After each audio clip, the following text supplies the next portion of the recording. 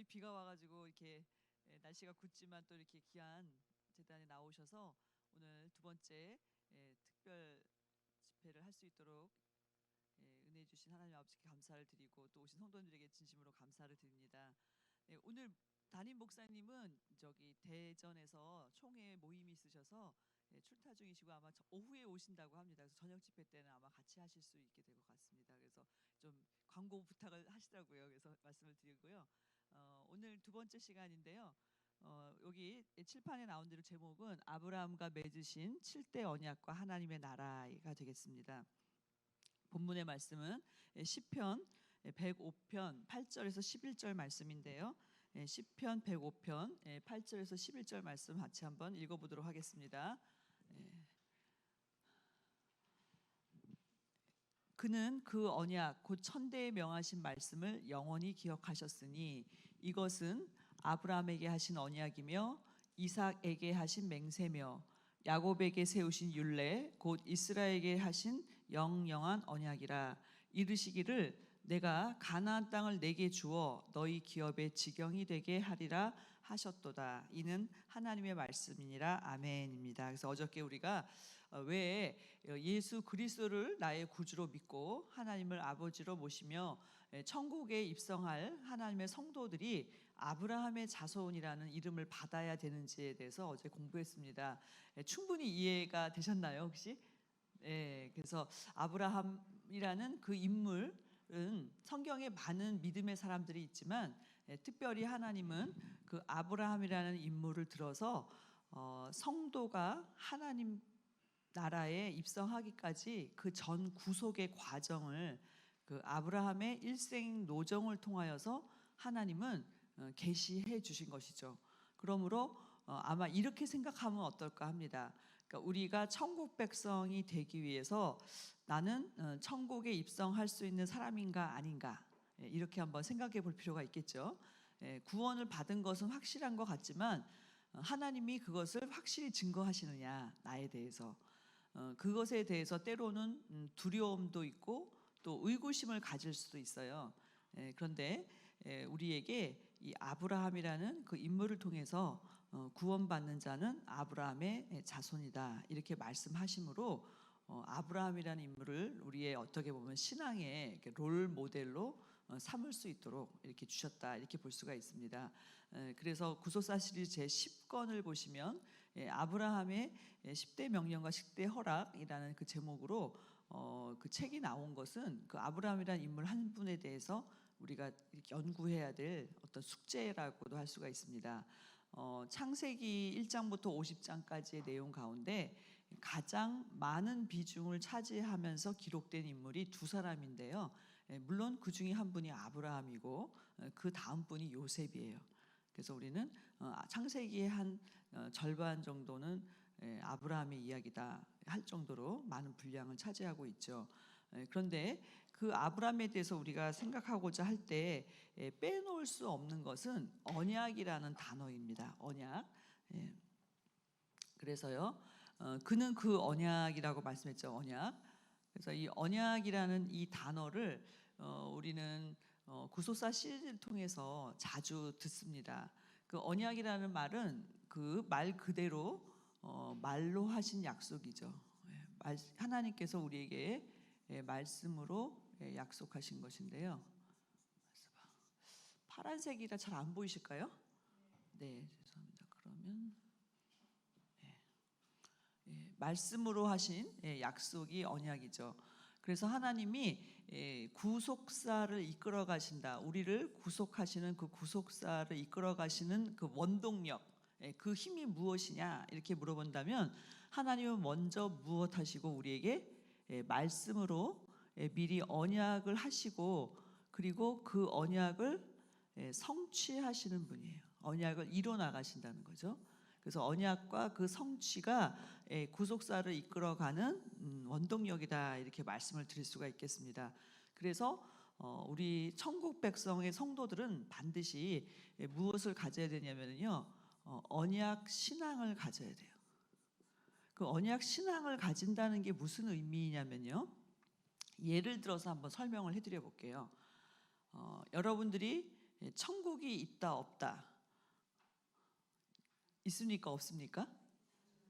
예? 있어요? 어떻게 할까요? 예, 맞습니다. 천국이 있다 없다 어떻게 아느냐? 경험적으로 우리가 사실 알기가 어려워요. 눈에 보이는 세계가 아니기 때문에 우리에게. 그런데 그 하나님이 약속하셨기 때문에 있는 거예요. 그렇죠? 언약하셨기 때문에 천국은 있다. 이렇게 보는 것이 맞습니다. 그러면 두 번째로 물어보겠습니다. 여러분이 천국 가는 게 확실합니까? 어떻게 해요? 예, 공부를 잘 하셨어요. 제가 죄송합니다. 성함이 어떻게 되세요? 혹시 이번에 뭐 임직 하실? 예예예. 아, 예, 죄송합니다. 예, 너무 깊은 걸 제가 알려고 그런 것 같아요. 예. 예, 맞습니다. 그러니까 예를 들어서 천국이 없으면 어떡하지? 나는 믿고 살았는데 근데 혹시 그런 불안감이 있거나 나는 천국 갈 수 있을까? 라는 그런 불안감이 있을 수 있어요. 그리고 때로는 내가 어떤 죄를 졌어요. 뭘 잘못했어. 하나님이 날 버리시면 어떡하지? 이런 생각을 할 수가 있죠. 그런 생각 하실 때 있으시죠? 그런데 그것과 상관없이 천국은 있고 천국은 가게 돼 있어요. 왜 그러냐면은 하나님이 천국은 있다. 하나님이 만드셨고 그래서 하나님의 나라예요. 당신의 나라인데 당신이 있다는 거 당신이 증거하셔야지 누가 증거하겠어요, 그죠? 두 번째는 약속하셨기 때문에 가게 돼 있는 거예요. 그러니까 여러분이 뭐 잘 믿어서 있기를 막 소원해서 천국이 있고 갈 수 있는 게 아니고 하나님이 약속하셨고 하나님이 언약하셨기 때문에 갈 수 있다. 그렇기 때문에 우리는 일양 미쁨이 없을지라도 주는 일양이 미쁘시다. 그 말씀 무슨 뜻이냐면은 사람은 마음이 아침 저녁으로 바뀌어요. 믿어졌다가 안 믿어졌다가. 제가 저희 아버님 이제 전도해 놓고 힘들었어요. 그래서 이제 물어봤어요. 하루는 아빠 천국이 있다는 게 믿어져요? 그랬어요. 그랬더니 가만 생각하시더니 그 원로 목사님이 설교하실 때는 믿어진대요. 근데 집에 오면 또 안 믿어진대. 그러니까 왔다 갔다 하시는 거예요. 근데 체험을 주셔갖고 지금은 믿으세요. 천국이 있고 내가 천국 간다. 근데 이제 그런 것들이 우리의 그 생각과 의식과 믿음으로 볼 때는 이렇게 흔들릴 수 있어요. 그런데 하나님이 보증하시고 믿으신 하나님이 약속하신 것이기 때문에 이거는 확실하다 이렇게 볼 수가 있죠. 그래서 믿으시다라는 말은 믿음직하다. 그리고 약속하신 것을 반드시 지키신다 이런 뜻이에요. 그래서 하나님이 다 하실 수 있는데 딱 한 가지 못하는 것은 거짓말. 거짓말이란 말은 그 말에 대한 결과가 없는 게 거짓말이잖아요. 하나님은 말씀하시면 반드시 뭐 하신다? 성취하시는 하나님이다. 이것이 구속사를 이끌어가는 원동력이기 때문에 하나님께 구속받은 성도에게는 언약 신앙이 있어야 돼요. 그래서 이 언약 신앙은 이 믿음인데요. 그래서 여러분들은 이 믿음이라는 것과 자기 확신은 다르다는 걸 알 수 있어요. 자기 확신은 내가 믿습니다. 그렇게 될 것입니다. 하면 된다. 자기가 근거된 거죠. 그러나 믿음이라는 것은 뭐냐면은 하나님이 언약하시고 하나님이 말씀하셨기 때문에 그것을 믿는 것이 믿음이다. 그래서 언약이 있고 그 다음에 그 언약을 믿는 무엇이 있어야 돼요? 우리에게 믿음이 요구된다는 거죠. 근데 문제는 뭐냐? 믿음이라는 것, 여기서 말씀하시는 이 믿음이라는 것은 우리가 어저께도 공부했지만 내가 태어날 때부터 이미 나는 불신자로 죄인으로 태어났죠. 그럼 믿음이 나한테 있을까요? 없을까요? 없어요. 그러니까 무슨 말씀이냐면은 믿음이라는 것은 본능적으로 우리가 애초에 갖고 있던 것이 아닙니다. 가지고 태어나지 않아요. 그리고 자연 발생적으로 생기는 것도 아니에요. 내가 믿고 싶다고 해서 믿을 수 있는 것도 아니에요. 그럼 믿음은 뭐냐? 에베소서 2장 8절 말씀을 보니까 믿음은 전적으로 죄송합니다. 믿음은 하나님의 선물이에요. 하나님의 무엇? 선물이다. 그러니까 누가 주셔야 되는 거예요. 그렇죠? 선물은 돈 주고 살 수가 없어요. 주시는 분이 주셔야 되는 거예요. 그러니까 저와 여러분이 내가 오늘 믿음이 있다라고 하는 것은 내가 믿습니다 해서 그 믿음이 생긴 게 아니고 하나님 아버지께서 여러분에게 믿는 믿음을 선물로 주신 거예요. 믿으시기 바랍니다. 여러분은 이미 받았어요. 믿음을 선물로 받았다. 그러면 그 믿음은 어디에 있었는가? 우리한테는 없다 그랬죠? 그래서 히브리서 12장 2절에 보시면 예수 그리스도의 이름을 히브리서 12장 2절에는 믿음의 주다. 그래서 예수님은 어떤 분이에요? 믿음의 주인이에요. 그래서 우리에게 믿음을 선물로 주신다는 사실이죠. 근데 더 나아가서 그러면은 그래도 조건이 있을 거 아니에요. 선물을 누구한테 준다고 할 때는 이유가 있을 거 아니겠어요? 그러면은 이 믿음은 어떻게 우리에게 주어질 수가 있는가 이렇게 볼 때, 자 로마서 10장 17절 말씀이죠. 믿음은 들음에서 나며 들음은 그리스도의 말씀으로 말미암다 그랬죠. 그러니까 말씀을 들을 때 그 말씀은 믿음으로 하신 말씀이에요. 그래서 그 말씀에 있는 믿음이 내가 그 말씀을 들을 때 내 속에서도 믿음을 만들어 주시는 거예요. 그렇죠? 그래서 중요한 것은 우리가 말씀을 들어야 된다는 거죠. 말씀을 들어야 된다. 그리스도의 말씀을 듣는 것이 복이게 되는 거죠. 들어야 한다는 거. 자, 그래서 아브라함은 우리가 아시는 대로 믿음의 조상이죠. 그러면 이 사람은 어떻게 해서 그런 믿음을 갖게 됐느냐? 이것이 우리에게 오늘 질문할 수 있는 것인데, 그 아브라함에게 그 믿음의 조상이 될 정도로 하나님이 인정하시는 믿음이 생길 때까지 하나님은 아브라함과 언약을 맺으셨어요. 근데 자그마치 같은 사람하고 7번이나. 오늘 그래서 제목이 다시 한번 좀 잊어버렸을까봐, 자 아브라함과 맺으신 몇 번의 언약? 7대 언약. 똑같은 사람하고 7번이나 언약하셨다는 거예요. 근데 그 언약의 내용을 보면 그것은 다 하나님의 나라와 관련이 되어 있어요. 그래서 아브라함과 언약을 맺으실 때 그 언약은, 여기서 또 한 가지 기억해야 될 것은, 자 이 언약은 어떤 언약이냐? 천대에 명하신 말씀 그랬죠? 자, 그러면 여러분에게 천대 하면은 몇 년 정도 될까요? 천대면 한 대를 도르는 25년에서 30년을 잡아요. 그럼 천대 그러면은 2만 5천 년 내지는 3만 년이에요. 그러니까 아브라함과 하나님의 언약을 맺으셨는데 그 언약의 유효 기간이 2만 5천 년에서 3만 년. 그러면 지금 어저께 우리가 잠시 배웠는데요. 아브라함의 연대를 생각해 보면 아브라함은 주전 2166년 출생이거든요. 그러니까 지금으로 말할 것 같으면 약 4,000년 전 사람이란 말이죠. 그럼 하나님이 4,000년 전에 아브라함과 언약을 맺었어요. 아브라함은 죽었어요. 이삭도 죽고 야곱도 죽었어요. 그러면 그 언약은 어떻게 될까요? 없어지지 않는다는 거예요. 여기 말씀하고 있죠. 천대에 명하신 말씀이에요. 그러니까 아브라함과 맺은 언약은 천대까지 그 영향력이 있다 없다? 있다. 근데 우리는 이제 4,000년이죠. 그러니까 이것은 무엇을 말씀해 주고 있냐면 4,000년 후에 태어난 우리도 하나님이 아브라함과 맺은 그 언약 안에서 그 언약이 우리한테도 효력이 있다 없다? 있다는 사실이에요. 더군다나 저와 여러분은 어저께 아브라함의 자손이구나 마음에 의심 없이 믿어지시죠? 그러면은 아브라함이라는 사람한테 하나님이 약속하셨다면 그 약속은 누구하고도 한 거예요. 우리하고도 한 거다. 이것을 여러분이 염두에 두셔야 되겠어요. 그래서 하나님은 당신이 그 천대에 명하신 말씀을 영원히 기억하신다는 거예요. 이것은 아브라함한테 하신 언약이죠. 이삭에게 하신 맹세, 야곱에게 세우신 율례, 곧 이스라엘에게 하신 어떤 언약이다? 영원한 언약이다. 그래서 무엇을 약속하셨느냐? 무엇을 약속하셨느냐? 내가 가나안 땅을 내게 주어, 그죠? 어디를 주신대요? 가나안 땅을 주어 그 기업의 지경이 되게 하리라 하셨도다. 그래서 이 가나안 땅은, 자 보세요, 천국을 예표하고 있어요. 천국. 그래서 아브라함한테 하나님이 언약하신 그 모든 언약의 핵심은 아브라함한테 하나님의 나라를 주시겠다고 약속하셨다는 사실이에요. 그런데 보이는 나라에도요, 자 국토 땅이 있어야 돼요. 그죠? 대한민국 그러면은 이 땅덩어리가 있잖아요.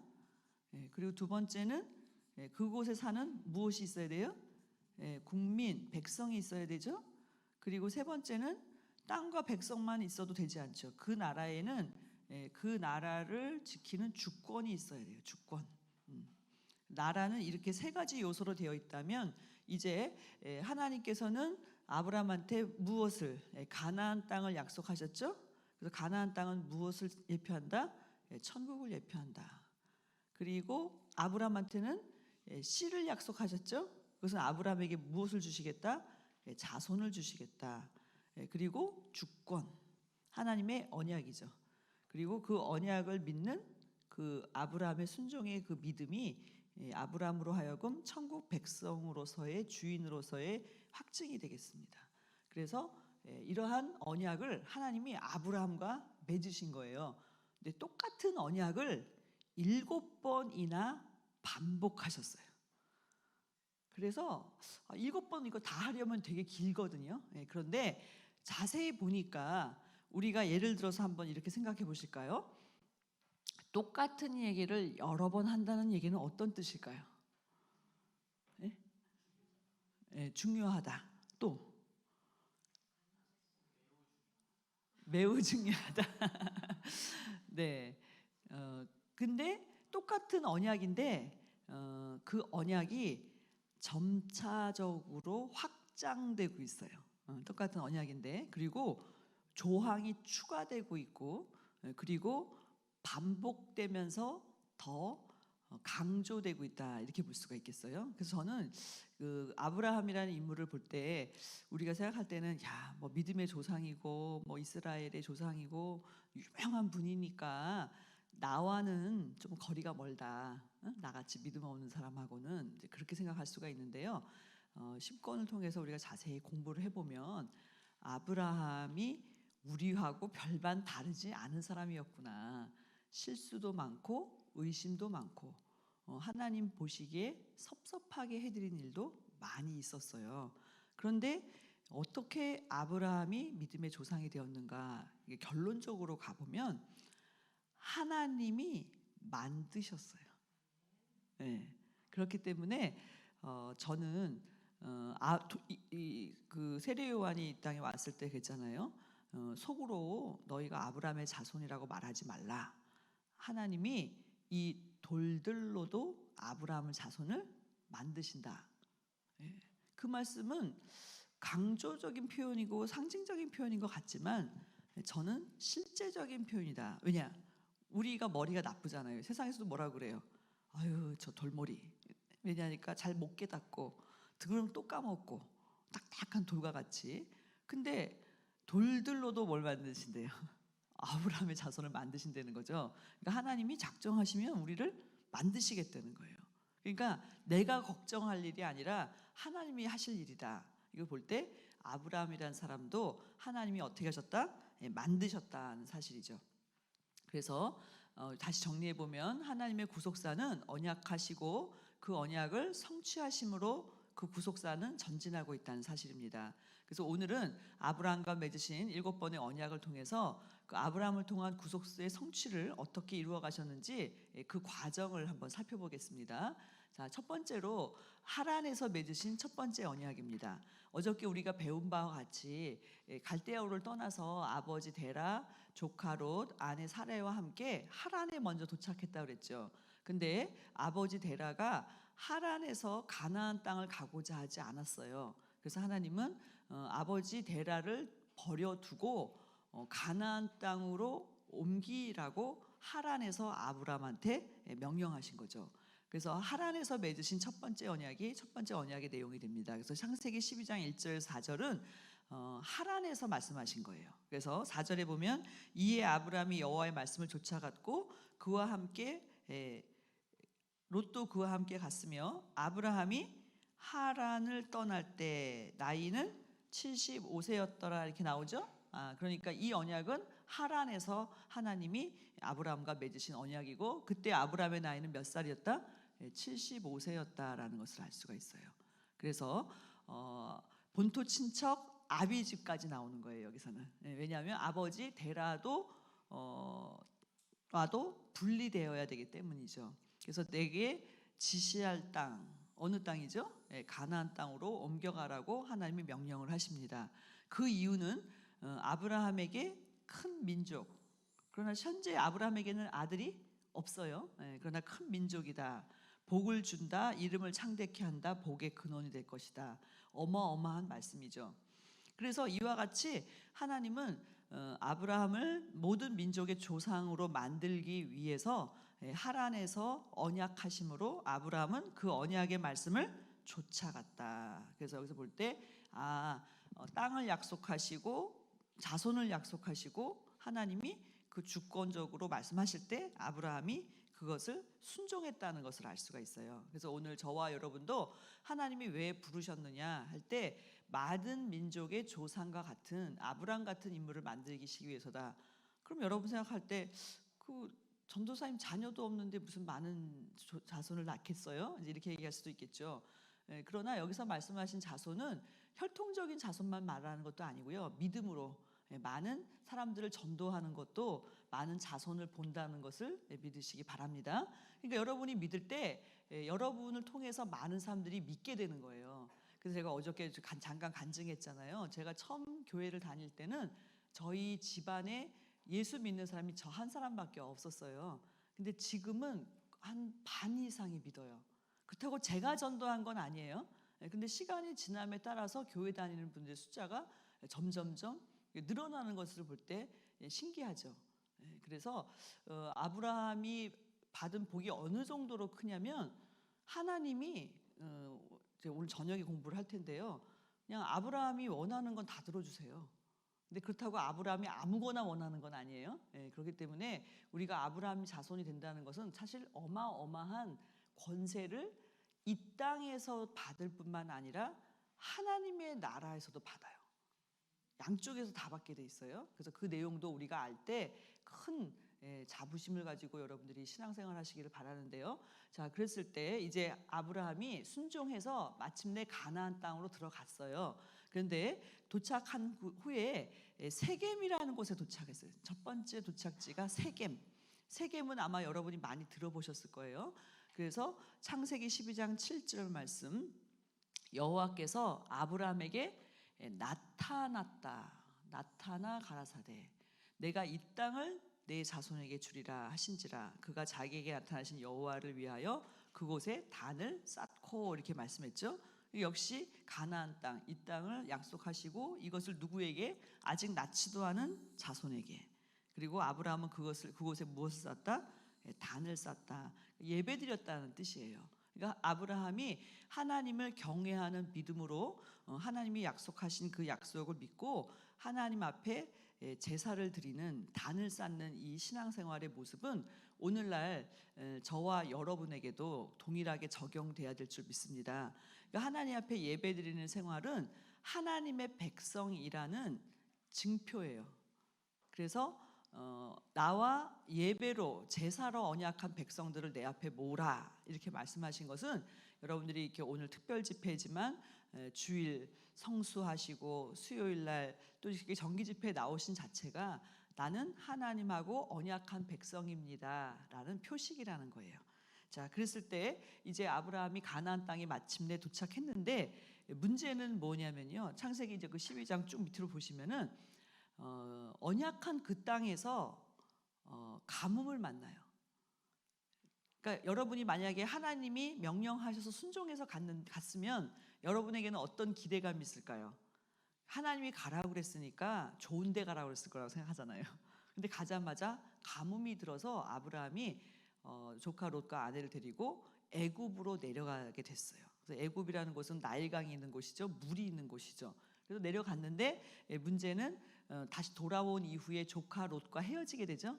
그래서 어저께 우리가 배웠죠. 왜 롯과 분리시켰냐면 롯이 세속적이고 물질적인 욕심이 있기 때문에 아브라함의 종들과의 다툼이 있었다.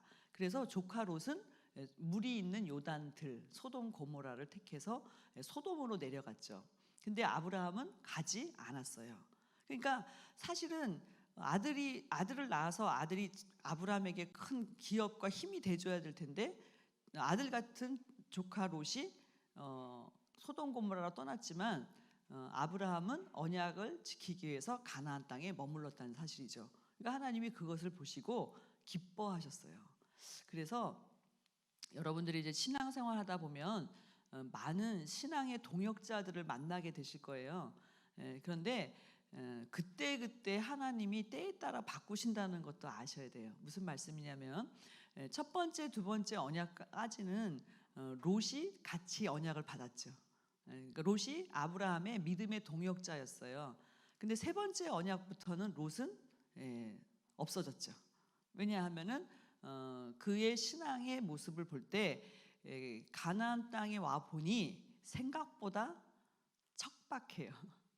여러분 이제 성지순례 한번 가 보시면은요 큰 기대를 하고 간다는 거죠. 성경을 잘 모르고 갔다 오시는 분들은 이런 얘기를 한대요. 뭐 보고 왔니? 그러면 돌무더기만 보고 왔다 그래요. 가보면 한국이 훨씬 좋아요. 사막 기후이기도 하고 굉장히 사막 같은 척박한 땅이에요. 그래서 많은 분들이 물어봐요. 적과 꿀은 어디 있냐고. 적과 꿀이 흐르는 땅이라고 하셨잖아요.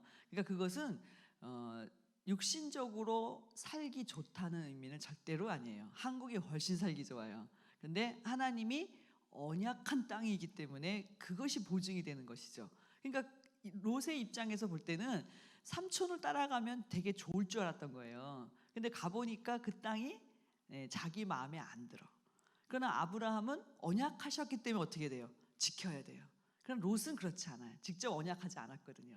그러니까 사실은 언약한 아브라함과 따라갔으면 그도 언약 백성이 되었을 터인데 육신의 욕심 때문에 헤어지게 된 거죠.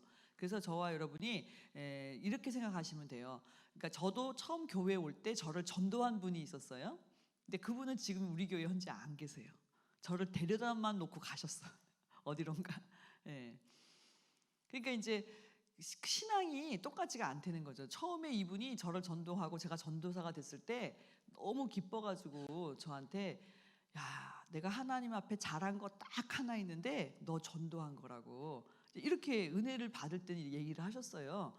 근데 몇 년 뒤에 이분이 시험에 들었어요. 그러니까 저한테 뭐라고 하시냐면은 갑자기 저를 딱 붙잡으시더니 옥경아, 내가 너 인생을 망쳐서 어떡하니? 이러시는 거예요. 그래서 제가 아니 선생님이 왜 제 인생을 망쳤어요? 아니 제가 선생님 덕분에 평강제일교회 와서 예수님 믿고 구원받고 아니 전도사가 돼서 이렇게 하나님의 일하는 게 얼마나 제가 감사한데 무슨 말씀을 하시는 거예요? 그랬더니 이분이 막 순간 당황하는 거예요. 그래 네가 그렇게 생각한다면 감사한 일이고 그러더니 저도 이상했어요 이분이. 그러더니 얼마 뒤에 교회를 나가시는 거예요. 그러니까 뭔가 시험에 들은 거예요. 그러니까 제가 그때 알았어요. 그러니까 이분이 저를 데려다 놓고 끝까지 책임질 줄 알았더니 아니에요. 오히려 저는 믿음을 얻었는데 이분은 나가버렸어요. 그래서 원로 목사님이 하신 말씀이 생각이 나더라고요. 어떤 얘기를 하시냐면 나갈 때는 믿음은 못 갖고 나간대요. 아까 그랬죠. 믿음은 내게 아니었죠. 하나님이 선물로 주셨어요. 그러면은 이분이 시험 들었을 때는 그 믿음이 어떻게 해요? 도로 회수한다는 거예요. 하나님이. 그러니까 나갈 때는 믿음 못 갖고 나간대. 믿음을 놓고 나가면 그 후에 온 사람이 그 믿음의 터 위에 선다는 거예요. 제가 그 말씀 듣고 깜짝 놀랐는데 실제로 저희가 목회해 보니까 그게 맞아요. 그러니까 나가면 내 손해예요. 더 잘 될 것 같고 그런 것 같은데 아니에요. 믿음을 하나님이 회수해 버린다는 거. 그러니까 저와 여러분이 아셔야 돼요. 아, 내가 지금 믿는 거 내게 아니고 하나님이 나한테 믿음을 은혜로 주신 거구나. 그것도 저와 여러분은 아셔야 돼요. 내게 아니라는 거. 하나님의 선물이고 그 선물을 유지해야 된다는 것도 우리는 알아야 되겠어요. 그러니까 조카 롯이 딱 여기까지였다는 거. 그래서 롯은 소돔 내려갔지만 나중에 아브라함이 기도했죠. 그래서 하나님이 아브라함을 생각해서 조카 롯을 어떻게 하셨다? 구원하셨다고 창세기 19장 29절에 말씀을 하고 있어요. 그러니까 여러분들이 기억하셔야 될 건 또 한 가지가 뭐가 있냐면은 잘 믿다가 가족들이 시험 들어서 안 나오는 경우도 있죠. 있어요. 사람인지라 그 시험이 없을 수가 없는데 여러분들이 기도하시면 돼요. 그래서 여러분들이 조카 롯을 하나님이 롯의 믿음으로 구원하신 게 아니라 아브라함을 생각해서 왜 아브라함이 기도했기 때문에 여러분에게는 그런 권세도 있다는 것을 믿으시기 바랍니다. 그래서 롯과 함께 소돔으로 가지 않았어요. 아브라함은 하나님이 언약하신 그 땅을 지켰죠. 그래서 롯이 아브라함을 떠난 후에 여호와께서 아브라함에게 이르시되 너는 눈을 들어 너 있는 곳에서 동서남북을 바라보라. 보이는 땅을 내가 이 보이는 땅 지금 보이고 있죠? 너와 내 자손에게 주리니 여기 한 가지 조항이 덧붙여져 있는데요. 무엇이? 영원히. 자, 첫 번째, 두 번째에는 영원이라는 조항은 없었어요. 근데 영원이라는 이 조항이 추가가 됐어요. 하나님이 너무 기쁘셔갖고 이 땅을 내가 너한테 영원히 줄 거야 이렇게 말씀했죠. 그리고 헤브론에서 다시 단을 쌓았죠. 근데 이 영원이라는 이 조항이 역사적으로 어떻게 사용되었는지 제가 이거 설명을 해드릴게요. 영원히 주신다고 했는데 AD 70년에 로마 디도 장군에 의해서 유다가 이스라엘 나라가 멸망을 당했죠. 그리고 나라가 없어졌어요. 주후 AD 70년에 그리고 자 보세요. 이제 역사적으로 보면 AD 70년에 나라가 망했어요. 그리고 언제 다시 나라를 찾았냐면 1948년이에요. 이게 말이 되는 얘기인가요? 그렇죠? 나라가 망했는데 다시 찾았어요. 나라를 한 1800년 정도 뒤에. 어떻게 이 일이 가능했을까요? 디아스포라 유대인들, 전 세계로 흩어졌던 유대인들이 이 19세기 말에 시오니즘 운동을 일으켜요. 그래갖고 본토로 돌아가자. 하나님이 주신 가나안 땅으로. 그래가지고 어떻게 됐냐면은 1차 세계 대전 때 이 식민지화가 돼요. 팔레스타인 가나안 땅이 어느 나라의 식민지였냐면 영국의 식민지가 됐어요. 자, 그 영국의 식민지가 되었는데 영국은 성경을 믿는 기독교 국가잖아요. 그래서 유대인들이 찾아가요. 벨포어라는 수상한테 가서 뭐라고 말하냐면 창세기 13장 15절을 딱 보여줘요. 우리 유대인들이 아브라함의 자손인 거 아시죠? 압니다. 하나님이 아브라함과 그 자손에게 보이는 땅, 가나안 땅을 영원히 준다고 약속했다. 이 땅은 우리 땅이다. 1800년 뒤에 주장을 한 거예요. 그러니까 땅 문서예요. 땅 문서. 그래서 찾았을까요? 못 찾았을까요? 찾았어요.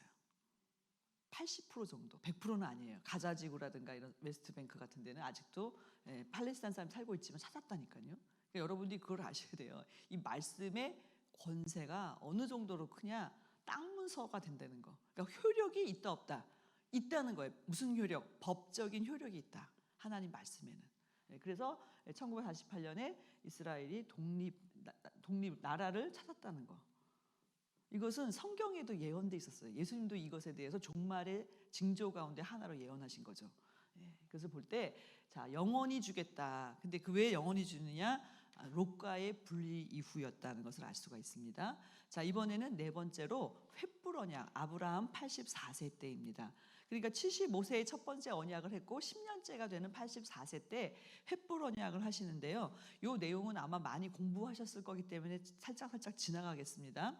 자, 창세기 원래는 아브라함이 10년이 되니까 강산이 변할 정도로 세월이 지났는데 자손들 민족은커녕 아들 하나도 없었어요. 아브라함에게. 그래서 아브라함은 어떻게 생각하고 있었냐면 아브라함의 종 엘리에셀이라는 그 종을 후계자로 삼으려고 했어요. 실제 고대 사회에는 자식이 없을 때 종을 자식으로 삼는 경우는 많이 있었다고 그래요. 근데 하나님은 아니라는 거예요. 사라가 아들을 너에게 네 몸에서 날 자가 너의 후계자가 된다. 그러니까 못 믿으니까 창세기 15장 5절에 그를 이끌고 밖으로 나가 가라사대 하늘을 못별을 셀 수 있나 보라. 또 그에게 이르시되 내 자손이 하늘의 별과 같이 많다는 거예요. 그랬더니 아브라함이 여호와를 어떻게 했어요? 믿으니 여호와께서 이를 그의 의로 여기시고. 자, 아브라함이 사실은 말씀을 쫓아갔을 때도 믿기는 믿었죠. 그런데 아들을 주겠다는 그 약속에 관하여서는 이루어지지 않으니까 자기 생각대로 종을 후계자로 삼으려고 했던 거예요. 근데 하나님이 아니다. 내가 약속한 거는 반드시 이루어진다. 그러니까 하늘의 별을 보고 이 별을 같은 자손을 주겠다 했더니 아브라함이 또 얼마나 착해요. 하나님 말씀하시니까 믿었어요. 그랬더니 하나님이 너는 의롭다. 여기서 이것도 좀 기억을 해두시면 좋겠습니다. 자, 그랬는데 문제는 뭐냐? 땅을 언약했어요. 15장 7절 또 그에게 이르시되 나는 이 땅을 내게 주어 업을 삼게 하려고 너를 갈대아 우르에서 이끌어낸 여호와로라. 근데 아브라함이 그 다음에 엉뚱한 질문을 해요. 죄송합니다. 여기는 없는데요. 자, 15장 8절 창세기 15장 8절을 보시면 내가 이 땅을 업으로 삼을 줄을 어떻게 알겠습니까? 라고 물어봐요. 말씀하셨으면 그냥 그 말씀 자체가 건세고 아까 법이라고 그랬잖아요. 그냥 믿어야 되는데 하도 오래 걸리니까 증거를 좀 보여주쇼. 그때 하나님이 제사를 지내래요. 근데 그 제사를 지내는 중에 그 아브라함의 마음에 깜깜함이 임했다. 그렇게 말씀을 하고 있어요. 그것은 무엇을 말씀하고 있냐면 내용이 길지만 한마디로 말하면 아브라함이 하나님의 말씀이 아멘하고 다 순종을 했지만 100% 아직 믿어지는 상태는 아니었던 거죠. 자, 그래서 창세기 15장 13절 14절에 보면은 새로운 조약이나 새로운 내용이 추가돼요. 땅과 자손을 언약하셨는데 그 가나안 땅을 주신다고 했을 때 많은 자손을 주신다고 했을 때 우리 생각에는 그 가나안 땅에서 아브라함의 자식을 낳고 그 자손들이 번성하는 개념으로 생각하잖아요. 근데 하나님은 갑자기 새로운 계획을 얘기를 하시는 거예요. 여호와께서 아브라함에게 이르시되 너는 정령이 알라 내 자손이 이방에서 객이 되어 그들을 섬기겠고 그들은 400년 동안 내 자손을 괴롭게 하리니 그 섬기는 나라를 내가 징칠할지며 후에 내 자손이 큰 재물을 이끌고 나오리라. 이 말씀은 무슨 뜻인가요? 지금 당장 가나안 땅을 소유하는 게 아니고 몇 년 뒤가 되는 거예요? 400년 뒤. 갑자기 왜 바뀌었을까요? 어쨌든 400년 뒤. 그래서 어떻게 되는 거죠? 그 아브라함의 자손이 어디로 내려가요?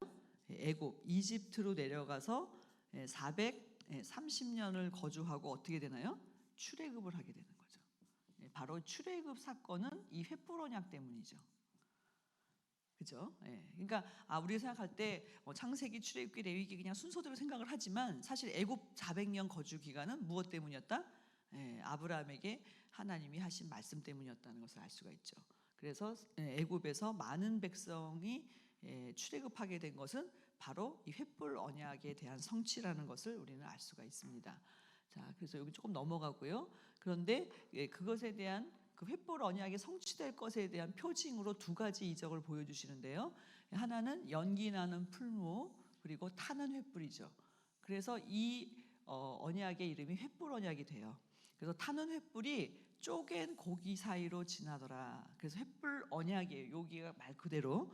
그래서 고대의 그 언약 그 체결식을 보면은 고기를 둘로 쪼개요. 그리고 언약 당사자는 2명이죠. 이 2명이 고기 사이로 서로 어떻게 해요? 지나가요.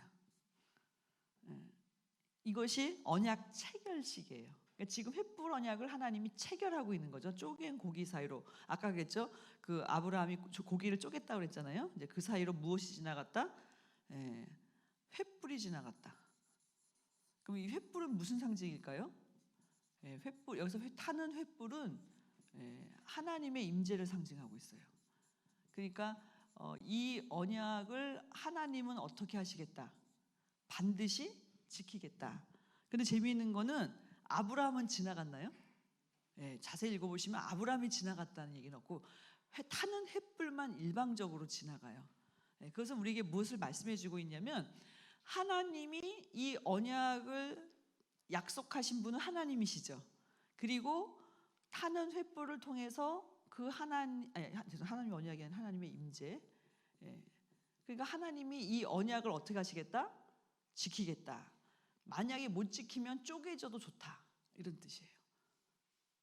그러니까 당신의 생명을 걸고 이 언약을 아브라함과 맺으시는 것을 볼 수가 있습니다. 네 번째 언약이 바로 횃불 언약이 되겠습니다. 이것은 아브라함 몇 살 때?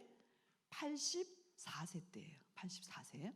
자, 그리고 이제 다섯 번째 언약, 할례 언약인데요. 이제 5, 6, 7번이 어떻게 보면 가장 중요한 언약이라고 할 수가 있는데요. 자, 이 할례 언약은 아브라함 몇 세라고 말씀하고 있죠? 99세. 자, 그러면 자, 84세에 언약을 하셨고 약 몇 년이 지났어요? 15년이 지났죠. 그러니까 여기 횃불 언약을 하시고 그 다음에 여기 99세 할례 언약을 할 때까지.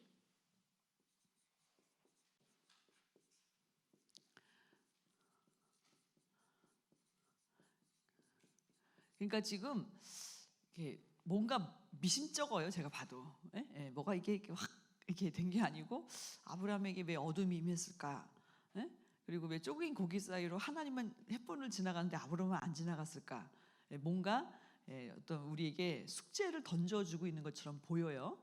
근데 그 아브라함에게 무엇인가 해결되지 않은 숙제가 있었다는 것이 확연하게 드러난 사건이 이 할례 언약 직전에 나오는 요 사이에 나오는 창세기 16장 사건이에요. 자, 창세기 16장 사건은 무엇이냐면 아브라함이 아들을 지금 못 낳고 있잖아요. 아내 사라랑. 그때 사라가 그 애굽에서 데려온 여종 하갈을 취해서 아들을 낳으라고 아브라함한테 권면을 해요. 그래서 16장 3절에 보시면 아브라함이 누구의 말을 들었다? 사레의 말을 들었다.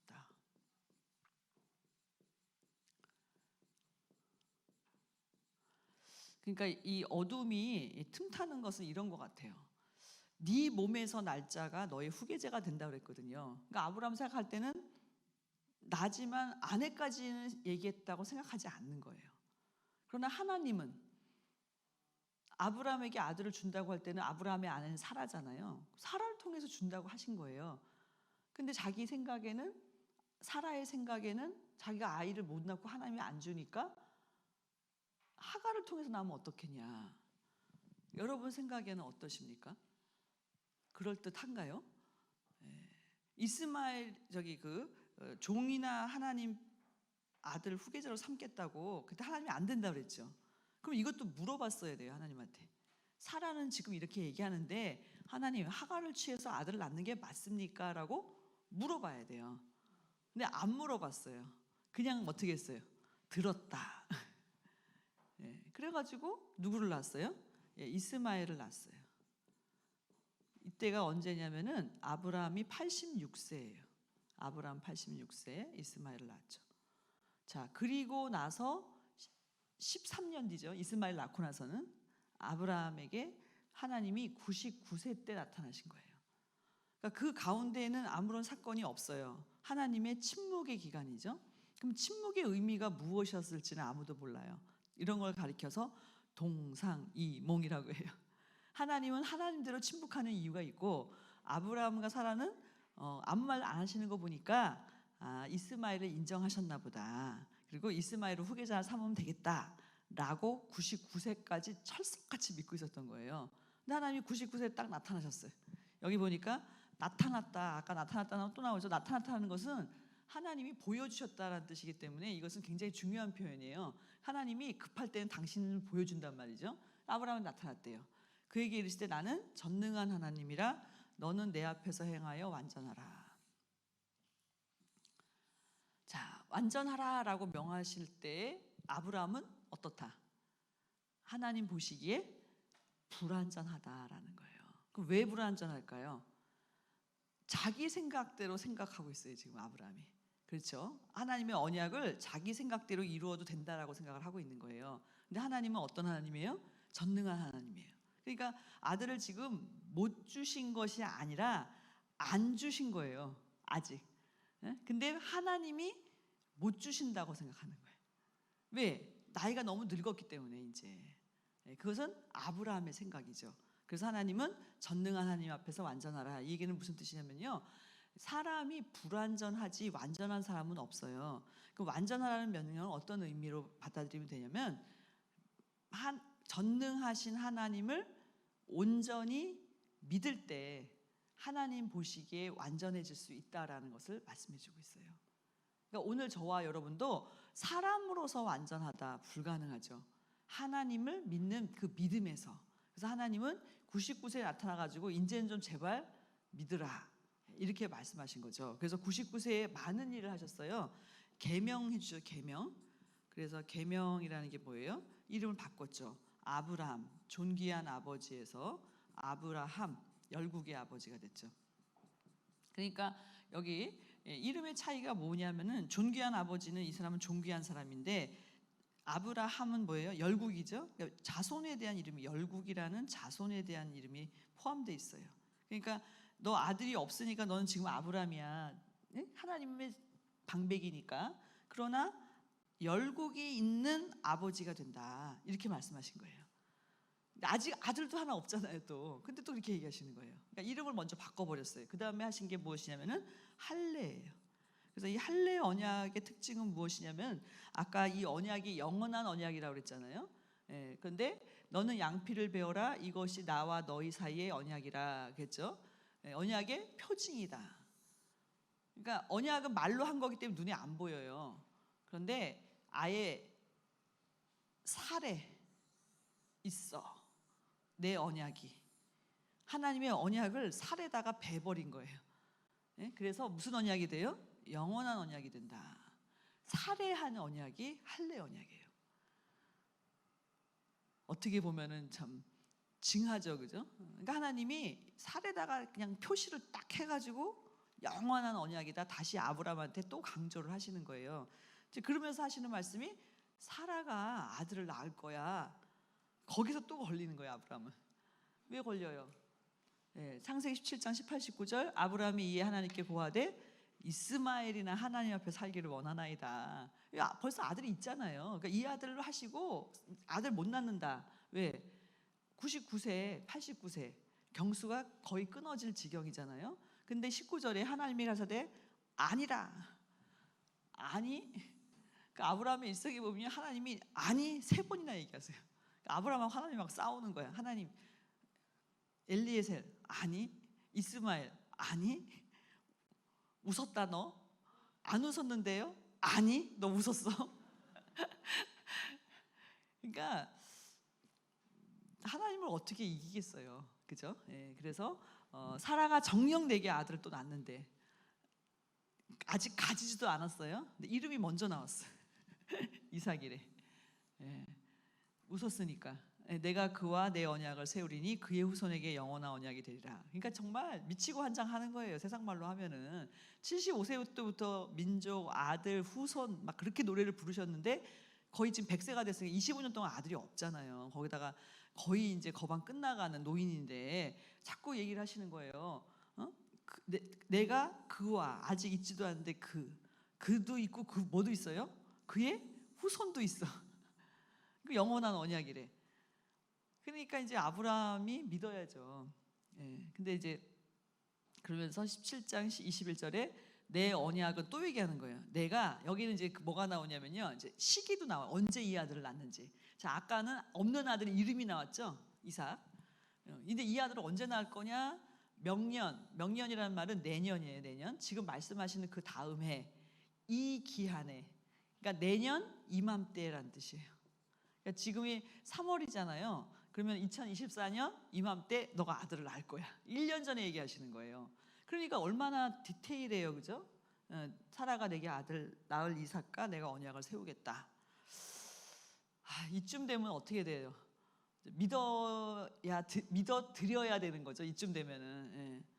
자, 그런데 안 되니까 또 6번째 이삭 탄생에 대한 무슨 확증?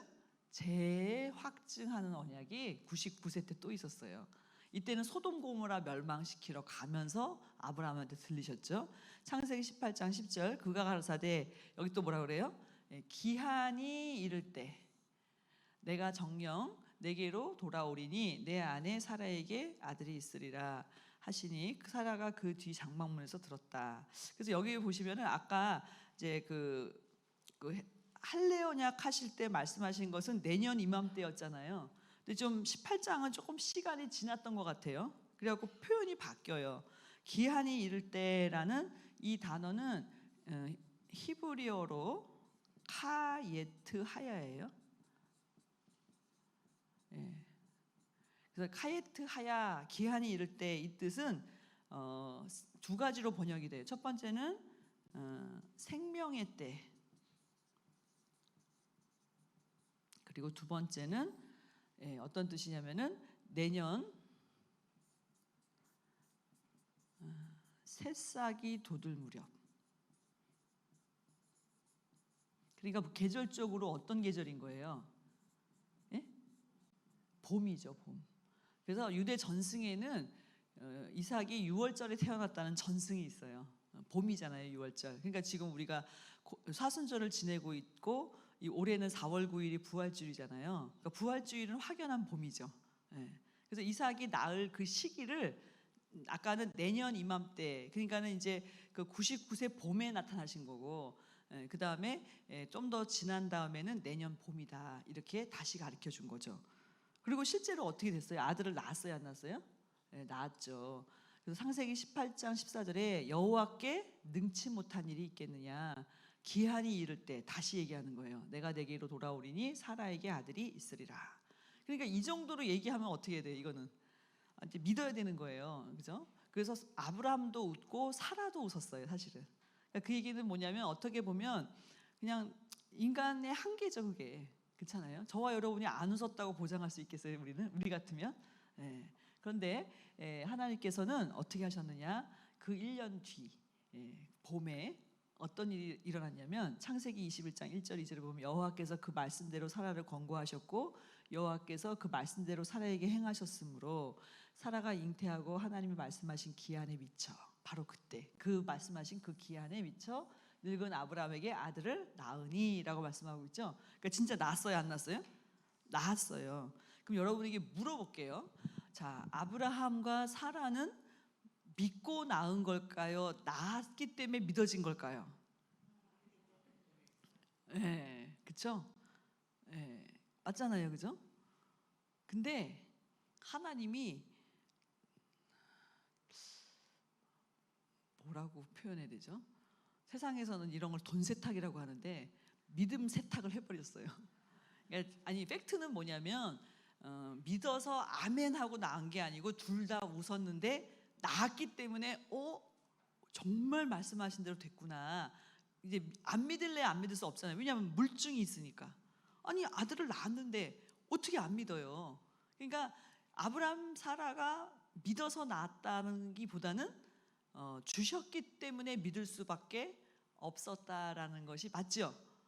그런데 신약에 가보면 얘기가 달라져요. 어떻게 달라지냐면 너무 잘 믿었대. 그래서 낳았대. 도대체 이게 어떻게 된 일인가? 이제 여기에서 우리가 보시겠습니다. 죄송합니다. 여기가 로마서가 되겠어요. 그래서 로마서 신약으로 가보시면은 로마서 4장 19절에서 22절 보시면 도대체 이게 어떻게 된 일인가? 우리는 지금 창세기에서 사실을 다 확인했잖아요. 사실관계를 확인했어요. 다 못 믿었다. 근데 낫다. 말씀하신 대로. 근데 보세요. 4장 19절에서 22절. 누가 아브라함이 100세나 되어 자기 목에 죽은 것 같음과 사라의 태에 죽은 것 같음을 알고도 어떻게 했대? 믿음이 약하여지지 아니했대요. 믿음이 없어 하나님의 약속을 의심치 않고 믿음에 견고하여져서 하나님께 영광을 돌리며 네 번째 약속하신 그것을 또한 능히 이루실 줄을 확신하였으니 그러므로 이것을 저에게 의로 여기셨느니라. 좀 이상하지 않아요? 뭔가 억지잖아요, 억지. 아닌가요? 그러면 왜 신약에 와서 아브라함이 사실은 저 같으면 이렇게 기록해야 되지 않나요? 아브라함이 나이가 많아서 99세, 사라 89세, 경수도 끊어졌기 때문에 도저히 날 수 없을 거라고 생각해서 웃었다. 네? 그런데 낳았기 때문에 믿었다. 이렇게 얘기해야 되잖아요. 아니, 근데 여기 와갖고는 약해지지 않고 의심치도 않고 견고해져서 영광을 돌리면 능히 이룰 줄을 확신했대. 도대체 이걸 뭐라고 설명을 해야 돼요? 의로 여기셨대. 재밌죠? 그래서 제가 이걸 보면서 무슨 생각하냐면 하여튼 끝까지 잘 믿어야 돼요. 어쨌든 믿었으니까 앞에 있던 불신이 다 덮어지는 거예요. 그래서 원로 목사님은 이것을 뭐라고 설명하셨냐면요. 구속사실에 있어요, 그 말씀이. 과정에서 아브람과 사라가 불신했지만 결과적으로 믿었기 때문에 그 불신의 과정도 믿기 위한 과정으로 수렴되는 것으로 인정한다. 그게 법적인 판결이에요.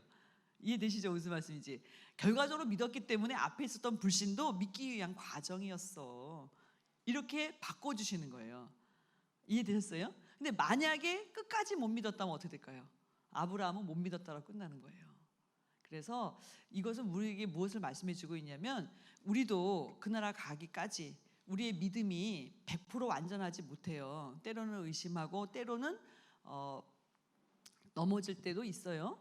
그런데 그 아브라함처럼 하나님이 택한 백성은 어떻게 하신다는 뜻이냐면은 반드시 믿게 만들어서 데리고 가신다는 뜻이에요. 그것이 돌들로도 아브라함 자손을 만드신다. 오늘 저와 여러분이 이런 하나님의 놀라우신 구속 섭리 안에 들어와 있다는 것을 믿으시기 바랍니다.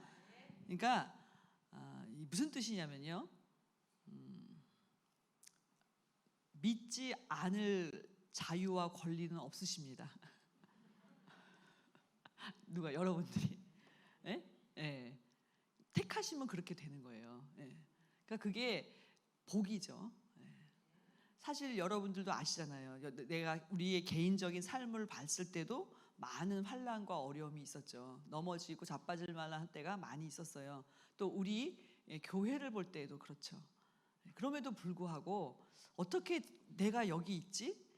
내가 어떻게 시험에 안 들고 교회를 지키고 있지? 내가 어떻게 뜻을 받들고 있지? 그것은 전적인 하나님의 은혜인 줄 믿습니다. 그래서 결론은 뭐냐면은 아브라함이 믿은 게 아니에요. 믿게 하신 거예요. 그러니까 여기 보세요.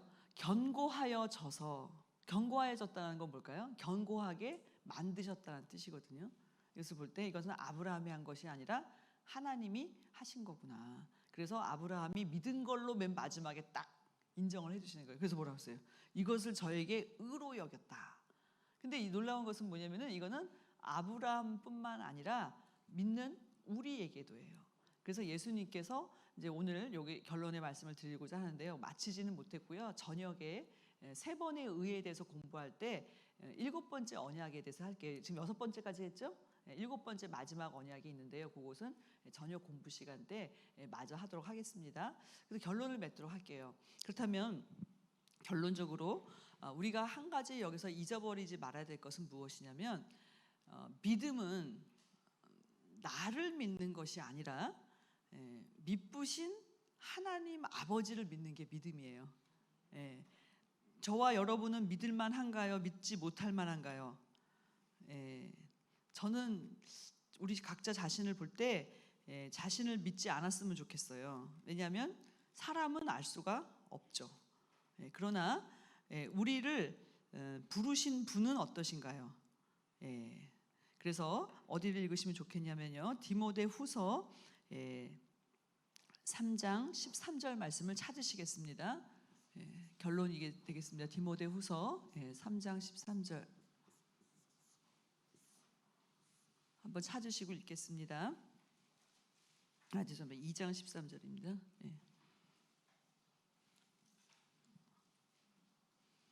디모데후서 2장 13절 같이 읽겠습니다. 시작. 우리는 미쁨이 없을지라도 주는 일양 미쁘시니 자기를 부인하실 수 없으시리라. 겠죠. 우리는 미쁨이 없다, 믿을 만하지 못하다. 그러나 주는 일양 미쁘시기 때문에 자기를 부인할 수 없다, 이렇게 말씀하셨어요. 그렇기 때문에 우리가 오늘 이 시간에 기억하셔야 될 것은 무엇이냐면 첫 번째, 언약신앙이에요. 내가 천국을 믿고 천국에 가는 게 아니라 하나님이 천국이 있다고 약속하셨고 너희를 천국을 보내시겠다고 아브라함에게 7번이나 언약하셨기 때문에 우리는 갈 수밖에 없다. 믿으십니까? 그런 언약신앙의 사람이 되시기 바랍니다. 두 번째는 그 믿음은 하나님의 선물이기 때문에 하나님께서 나에게 그 믿음을 주시고자 작정했다면 나에게는 믿지 않을 권리가 없다. 예. 그러니까 믿음조차도 내 것이 아니고 그것도 당신이 하실 것이다 하는 사실이에요.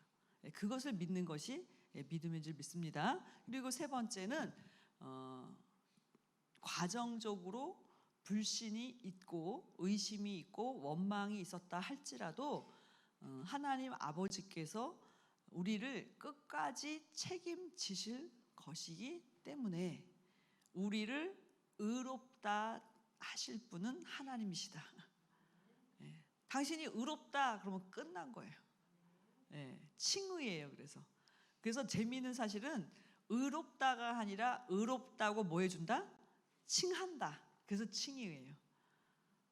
이 말의 뜻이 아주 오묘하죠, 그죠? 그렇기 때문에 오늘 이 자리에서 같이 말씀 받은 저와 여러분이 나는 운명적으로 하나님이 예정하시고 선택하셔서 믿을 수밖에 없는 사람이구나. 그러니까 나의 연약함 또 환경의 어려움 이런 것으로 인하여서 흔들리지 마시기 바랍니다. 왜? 하나님이 확증하시고 보증하셨기 때문이에요. 그래서 여러분들이 이러한 굳건한 믿음을 가지고 나아갈 때 직분을 받으실 때도 마찬가지예요. 아까도 말씀을 드렸지만 아브라함이 믿음이 있어서 믿음의 조상이 된 것이 아니라 하나님이 믿음을 주시고 의를 주셨기 때문에 믿음의 조상이라는 이름을 받은 거예요. 그러니까 여러분들이 직분을 맡는다 할 때 여러 가지 희비가 엇갈릴 수밖에 없어요. 원하는 사람도 있고 원치 않은 사람도 있고 또 반대로 되는 경우도 있어요. 그러나 여러분들이 확실히 믿어야 될 것은 무엇이냐면은 내가 장로의 자격이 있나? 내가 권사의 자격이 있나? 의심하시는 건 좋아요. 부족하다라는 것을 본인이 아는 건 좋아요. 그러나 믿으셔야 돼요. 하나님이 나를 재창조해 주실 것이다. 그래서 제가 고백하는데요. 전도사로 26살에 전도사가 됐어요. 낙하산이죠. 뭐 신학교 3년 하고서 왔는데 주일학교 교사도 해본 적이 없었어요. 근데 평강제일교회가 참 놀라운 교회인 것은 주일학교를 갔어요. 그래서 선생님들한테 얘기를 했어요.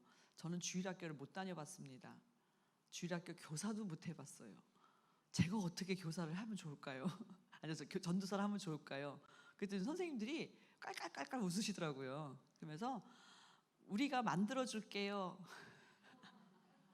그래서 어떻게 만들어줬냐면 설교는 10분만 하세요. 아이들은 10분 이상 못 견딘다고. 그 다음에 그림을 좀 그래. 지금은 막 이게 많이 그래픽으로 하잖아요. 그 당시에는 이제 이런 화면이 없으니까 그림을 좀 그리시라는 거예요. 제가 그림은 좀 됐어요.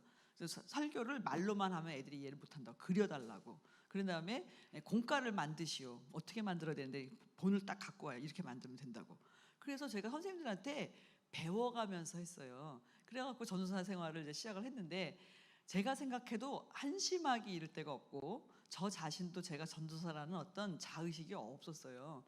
그런데 좀 창피한 얘기지만요. 우리끼리 얘기니까 언제 제가 나는 하나님의 종이구나, 나는 목회자구나 라고 언제 제가 스스로 그런 의식을 갖게 되었냐면 생각보다 최근이에요.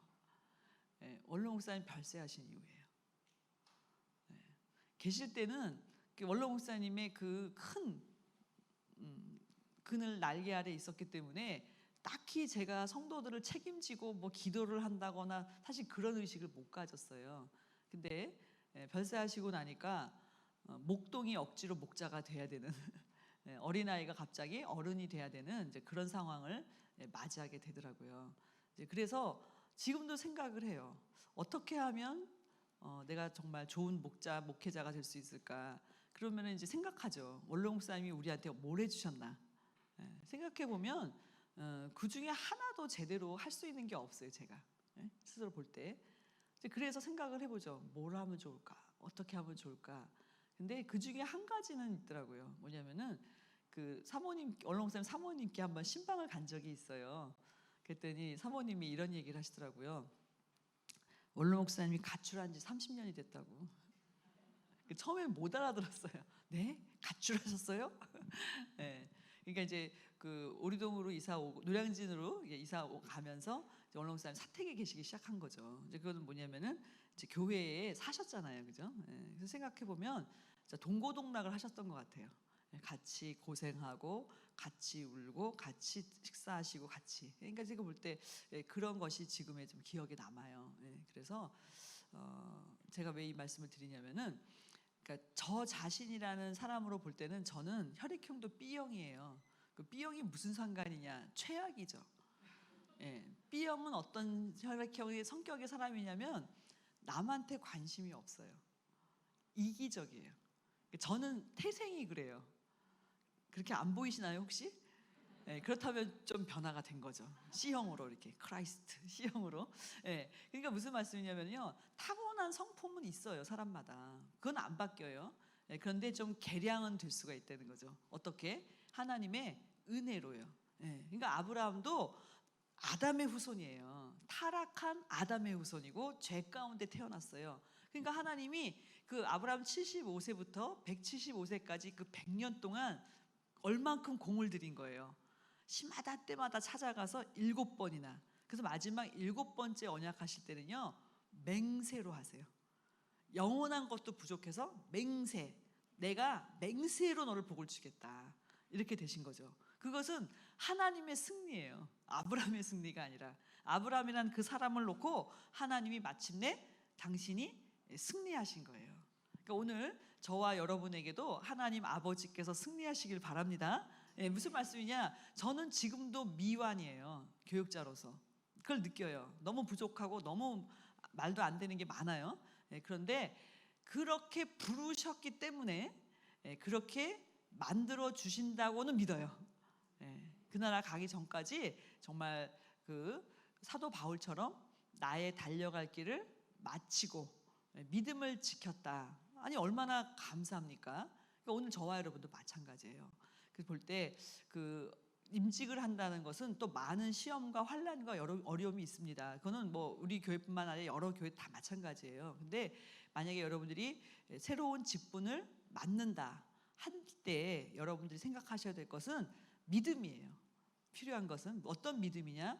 하나님 아버지께서 나를 선택해서 주셨다. 많은 분들이 고사하신 분들이 나중에 후회하시는 걸 많이 봐요.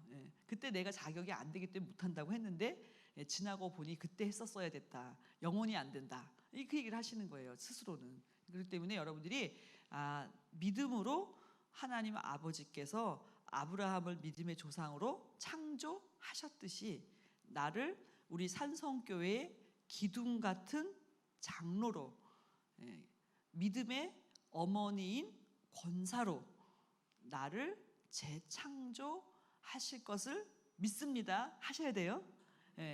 그게 나요. 내가 자격이 돼서 됐다. 이거는 큰일 나는 거예요. 그렇기 때문에 여러분들이 오늘 이 아브라함과의 7번의 언약을 통해서 하나님은 무슨 일을 하셨느냐, 똑같은 얘기를 7번이나 왜 하셨느냐 볼 때 결국 하나님이 승리하시기 위해서 누굴 통해서? 아브라함을 통해서.